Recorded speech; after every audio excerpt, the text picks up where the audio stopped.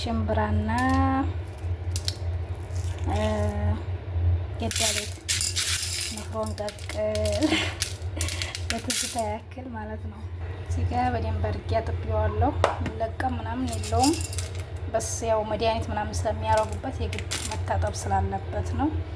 ከዛ ውሃ ሙቅ አረግበታለሁ ማለት ነው።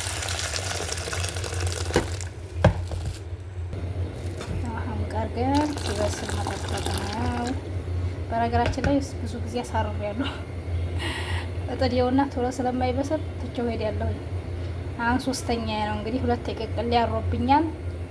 አሁን ሶስተኛ ነው። አሁን ካረረ خلاص አሁን ታረረ አልጀርበውም ሞክሬ ማለት ነው።